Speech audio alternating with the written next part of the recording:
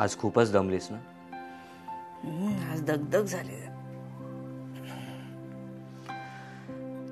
तू आल्यामुळे खूप मोठं संकट टळलं आजी.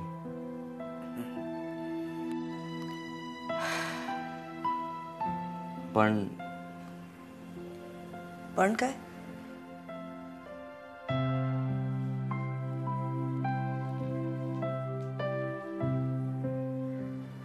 आजी, म्हणजे गैरसमज करून घेऊ नकोस. नाही हो, बोला ना. खरं सांगायचं तर तू असं अचानक यायला नको होतंस. म्हणजे आजी, तुझ्या येण्याबद्दल काही प्रॉब्लेम नाही, पण आता तू कंपनीची सगळी जबाबदारी आमच्यावर सोपवली आहेस ना. मग आता कंपनीत यापुढे काहीही प्रॉब्लेम्स असतील ते आम्हीच सोडवायला हवेत. तुम्ही म्हणता ते बरोबर आहे, पण आजची परिस्थितीच अशी होती की हा प्रश्न अत्यंत नाजूकपणे सोडवायला हवा होता. नाही, बरोबर आहे तुझं आजी, पण बघ ना, म्हणजे मूल जेव्हा चालायला शिकतं तेव्हा ते आधी धडपडतं, पडतं आणि मग हळूहळू अंदाज घेत घेत आत्मविश्वासाने चालायला शिकतं. आजी, आमचंही तसंच आहे. आमच्या हातनं काही चुका होतील, पण त्या ओळखून सुधारण्याची संधी आम्हाला मिळायलाच हवी. प्रत्येक वेळेला आजी मदतीला येणारच आहे, ती आहेच असं वाटत राहिलं तर आम्ही मोठे कधी होणार? आमची जबाबदारी आम्ही कधीच उचलू शकणार नाही.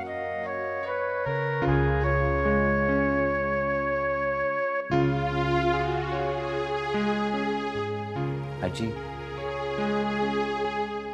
तुला राग तर येत नाही ना? नाही, उलट तुम्ही एवढं जबाबदारीने काम करताय, एवढे मोठे झालात, खूप खूप आनंद वाटला. आजी, तुला वाटतंय ना की मी आता मोठा झालोय? माझी जबाबदारी मी नीट उचले? नक्कीच. का पण असं का विचारताय? ऍक्च्युली आजी, बऱ्याच दिवसांपासून मला तुला काही सांगायचं होतं. सांगा. म्हणजे आता राकेशचंही लग्न ठरलंय, त्यामुळे मला असं वाटतंय की माझी जबाबदारी म्हणून मी सुद्धा आता लग्न करायला हवं. अरे वा, फारच छान विचार आहे. करायलाच पाहिजे. अरे पण मग लग्नासाठी तुमच्या मनात कोणी आहे? कोण? मुक्ता.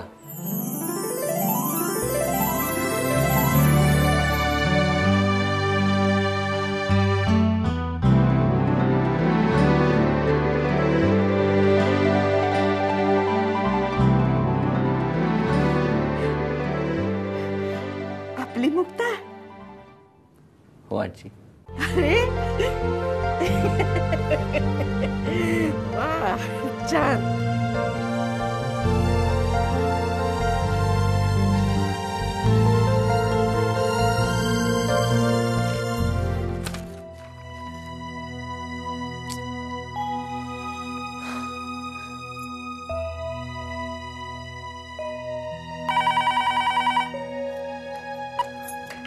हॅलो मेघना, निकी बोलतेय. निकिता बोल ग. अगं, आठवण करायला फोन केला होता. कसली? राकेश आणि ज्योतीच्या लग्नाची तयारी करायची आहे. तू काय ठरवलंयस की नाही? ऑफकोर्स करायलाच हवं, म्हणजे ते कसं विसरेन मी. पण काय ना निकिता, अलीकडे मी जरा म्हणजे घरच्या आणि ऑफिसच्या कटकटीने अगदी वैतागले आहे ग. तिथे घरी ती नको ती पाहुणी आणि ऑफिसमध्ये स्टाफची कटकट. Tired, you know. ते ठीक आहे ग, पण या सगळ्या गोष्टींसाठी आपण त्यांचं लग्न का पुढे ढकलणार आहोत? नाही, ऑफकोर्स नॉट. तेच म्हणते ना मी. शेवटी आपल्याला ज्योती आणि राकेशचा विचार करायलाच हवा. उगाच त्यांचा मूड ऑफ कशाला करायचा? मी काय करते माहितीये का निकिता, मी दिवाकरांशी बोलते आणि त्यांना सांगते मानशी बोलायला. ओके? आणि मेघना, जमलं तर तू आणि दिवाकर या ना, क्लबवर भेटूया, आरामात बसूया आणि लग्नाच्या गोष्टी ठरवूया. मी काम करते, मी दिवाकरांशी बोलते आणि तुला कळवते. ओके, मी वाट बघते. चल मग, बाय बाय.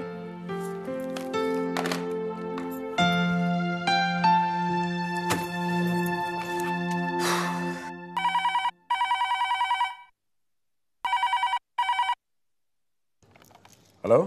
हॅलो गोवर्धन, आम्ही बोलतोय. मासाहेब? Thank you so much Govardhan. नाही नाही मासाहेब, आभार मानण्याची काय गरज आहे? अहो फॉर्मॅलिटी म्हणून नाही म्हणत आहोत आम्ही, खरंच मनापासून वाटलं म्हणून आभार मानतोय तुमचे. आज जर तुम्ही फोन केला नसतात ना तर कंपनीत संप अगदी अटळ होता. नाही नाही मासाहेब, काय खरं सांगू का, मी कंपनीत जात असलो नसलो तरी त्या कंपनीचं जवळचं नातं आहेच आणि ते कायम राहणार आहे. हो, आणि आम्हाला आनंद होतोय की हे नातं आता दुप्पट मजबूत होत आहे. त्यासाठी मनापासून आभार. Good night. Good night.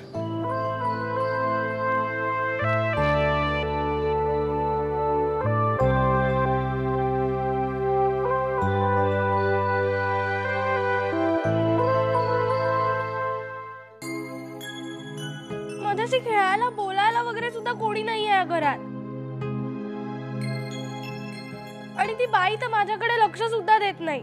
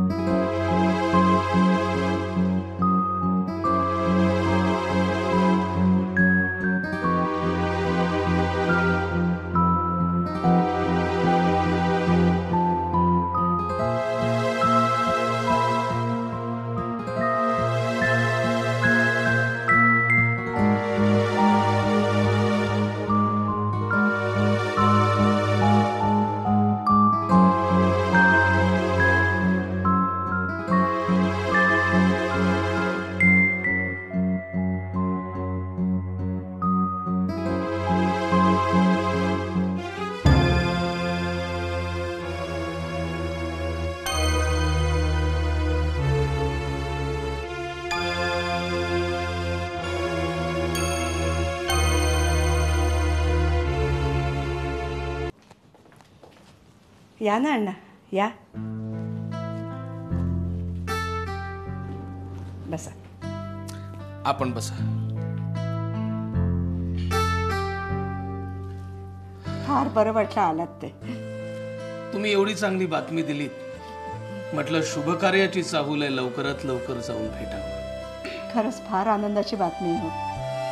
सागर आणि मुक्तानी एकमेकांना पसंत केलं. आम्हाला कळल्याबरोबर आम्ही आधी तुम्हाला फोन केला. फार छान केलं. फक्त एक सूचना आहे मासाहेब, बोला. तुम्ही अगदी लवकरात लवकरचा मुहूर्त शोधा. अगदी आमच्या मनातलं बोललात बघा. आम्हाला सुद्धा हे लग्न अगदी लवकरात लवकर करायची इच्छा आहे. काय गंमत आहे ना अण्णा, मागे एकदा एका ज्योतिषांना आम्ही सागरची पत्रिका दाखवली होती.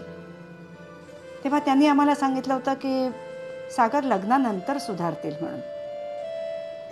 तेव्हा आम्ही खूप प्रयत्न केला हो यांचं लग्न जमवायचा, पण तेव्हा त्यांनी नाही ऐकलं.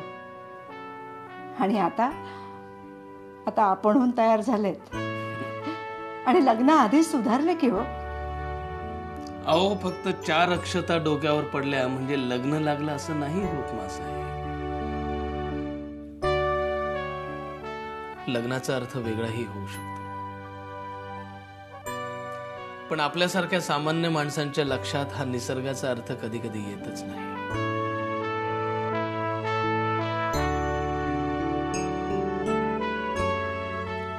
लग्न कधीही हो, माझे आशीर्वाद आणि शुभेच्छा कायम त्यांच्या पाठीशी आहेत. फक्त एक, येत्या 10 दिवसातला मुहूर्त शोधावा, कारण पुढल्या 6 महिन्यात कुठलाही योग नाही.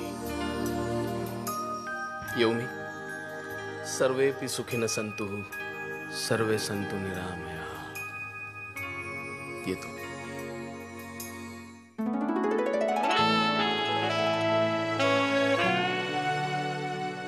मुक्ताला नाचून म्हणून लवकरात लवकर घरी आणलं पाहिजे.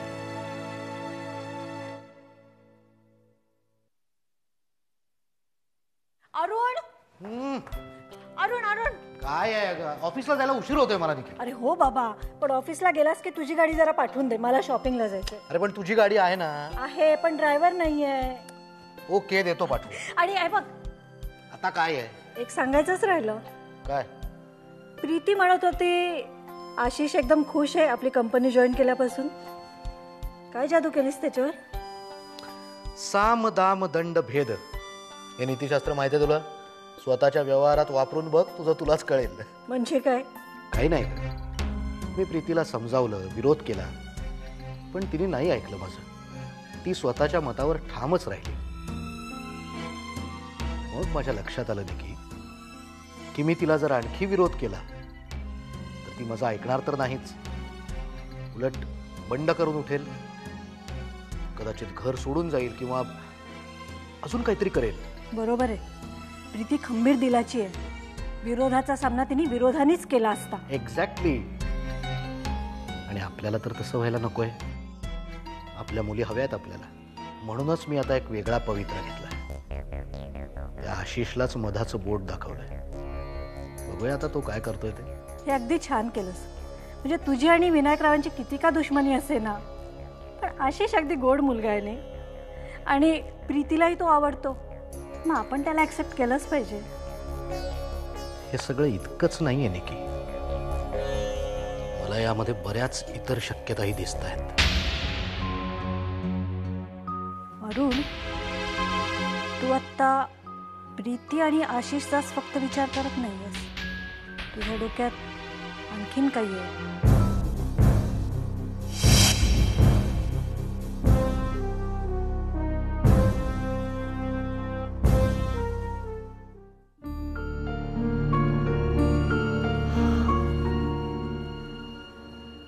सागर, कालपासून आम्ही एका गोष्टीचा विचार करतोय. कसला? हेच की दिवाकर आणि आपल्यामधली दूरी आता वाढायला लागली, जास्तीच वाढायला लागली. दिवाकर फार विचित्र वागायला लागलाय आणि ही मेघना त्याला समजावायच्या ऐवजी जास्तीत जास्त भडकवते. बरोबर आहे तुमचं. बाबा, आजीच्या म्हणण्याप्रमाणे कंपनीवर आपली पकड असलीच पाहिजे. पण यासाठी काय करता येईल?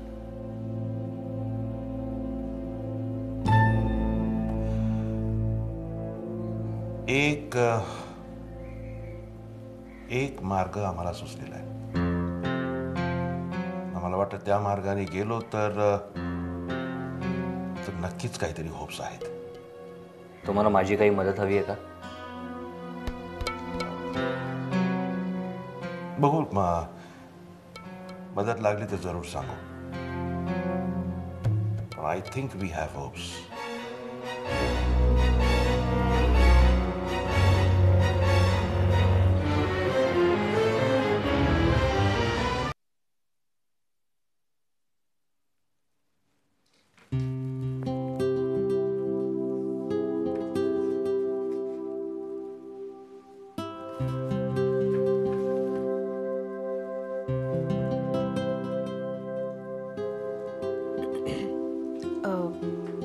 मस्त चहा करू? तुम्ही घ्याल ना?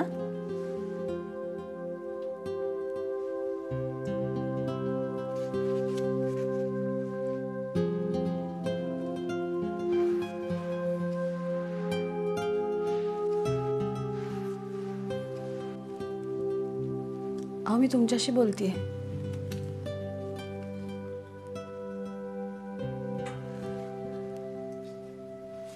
तुम्ही बोलणार नाही आहेत का माझ्याशी?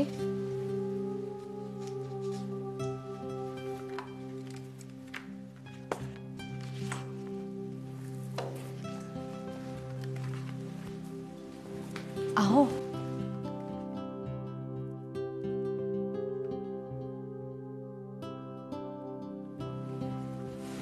तुम्ही नाही बोलणार आहात का माझ्याशी?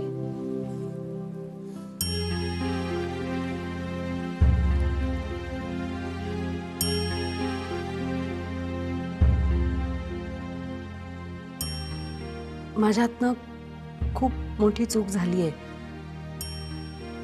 मी मान्य करते. माफ नाही करणार? माफ करण्याचा प्रश्न येतच नाही गायत्री.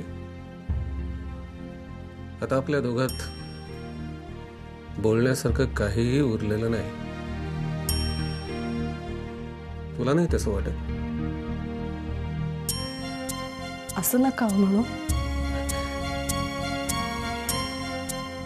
माझी चूक झालीये, पण म्हणून अबोला नका धरू. हवी ती शिक्षा करा. टोकाची भूमिका घेतली ना की नाती तुटतात. आपल्या दोघांच्या नात्याच्या बाबतीत तसंच झालंय. माझ्याकडून आता पूर्वीसारख्या वागण्याची अपेक्षा करू नकोस.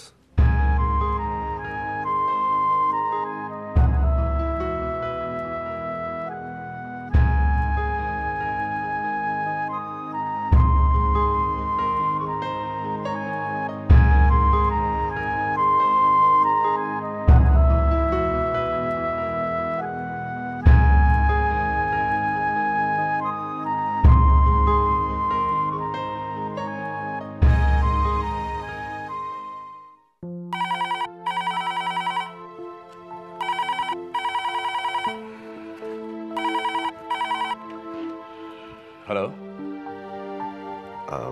गोवर्धन, आम्ही पद्माकर बोलतोय. हां बोला sir. Actually thank you very much. Thanks कशाबद्दल? काल मा कंपनीत आल्या आणि त्याच्यामुळे कंपनीत होऊ घातलेलं महाभारत टळलं. आणि त्यांच्या येण्यामागे तुमचा हात होता. नाही नाही, असं काय नाही हो. काय पद्माकर, अमृत डेअरीशी माझे संबंध तुटलेले नाहीत, यापुढेही तुटणार नाहीत, याची तुम्हाला पूर्ण कल्पना आहे. एक्झॅक्टली. खरं तर या गोष्टी फोनवर बोलता कामा नाहीत, पण आम्ही कबूल करतो की वेळोवेळी तुम्ही आम्हाला खूप मदत केली आणि आम्हाला खूप फायदा झाला तुमच्या मदतीचा. पण आता वेळ अशी आली की आम्हाला तुमच्या थेट सहभागाची गरज आहे. नाही नाही, आता कंपनीतून काम करणं अशक्य आहे मला. का गोवर्धन, काय हरकत आहे?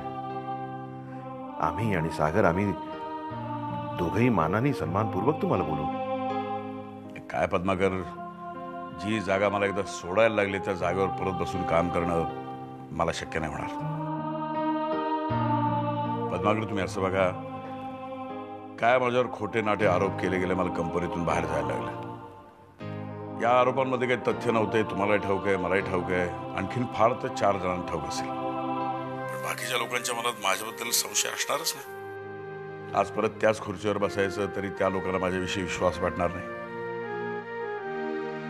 त्या खुर्चीवर बसून मी काही अधिकाराने निर्णय घ्यायचं म्हटलं तरी लोक साशंक असतील.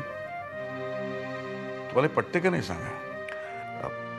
पटतंय आम्हाला. गोवर्धन, आणखीन एक मार्ग सुचतोय आम्हाला. विचार करून बघा. पण तुम्हाला आमच्या कंपनीचा कन्सल्टंट म्हणून काम करायला आवडेल?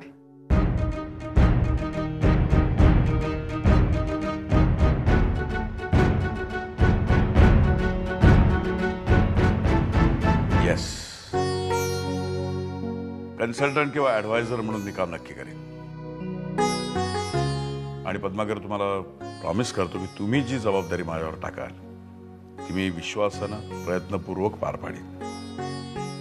Wonderful and thank you once again. ठीक आहे, मग आम्ही कॉन्ट्रॅक्ट तयार करतो आणि मग कामाला लागूया. चालेल. Excuse me Padmakar, I am extremely sorry, पण वैजयंतीबद्दलची न्यूज मला कळली.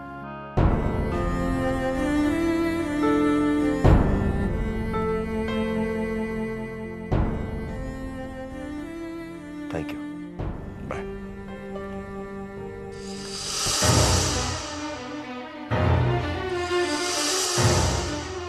या निमित्ताने दिवाकरला सुद्धा धडा शिकवता येईल मला.